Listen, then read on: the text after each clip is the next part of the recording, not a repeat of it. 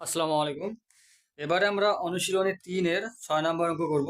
এখানে বলা আছে দুইটি সংখ্যার বিয়োগফল 287, ছোট সংখ্যাটি 395 হলে বড় সংখ্যাটি কত?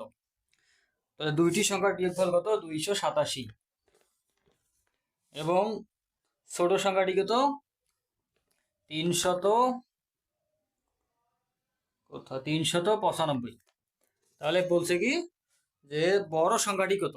এটা বোঝার জন্য আমরা ছোট্ট একটা বিয়োগ করে নেই। যেমন এইখানে 5 থেকে ধরলাম 7 থেকে 5 যদি আমরা বাদ দেই তাহলে কত থাকবে? 7 থেকে 5 বাদ দিলে কত হয়? 2। এই 2 হচ্ছে কি আমাদের বিয়োগফল। 2 হচ্ছে কি বিয়োগফল। নিচে অঙ্ক করার পর যেটা বাইর হয় সেটা হচ্ছে ফল, বিয়োগফল, গুণফল, যোগফল। তো আমরা যেখানে বিয়োগ করতেছি তাহলে সে 2 হচ্ছে বিয়োগফল। তাহলে এখানে দেখা যাক যে 7-এর থেকে 5 বাদ দিলে কত হচ্ছে? 2। আবার এই বিয়োগফল এবং এই ছোট সংখ্যাটা, বিয়োগফল এবং এই ছোট সংখ্যাটা যদি আমরা যোগ করি তাহলে দেখা যাবে ওই উপরের বড় সংখ্যাটা হবে। উপরের কত সংখ্যাটা হবে? বড় সংখ্যাটা হবে। তাহলে আমরা দেখি 2 আর 5 যোগ করলে কত হয়? 2 আর 5 যোগ করলে হয় 7। ঠিক একইভাবে আমাদের এখানে কি দেওয়া আছে যে দুইটি সংখ্যার বিয়োগফল দেওয়া আছে। দুইটি সংখ্যার বিয়োগফল কত আছে?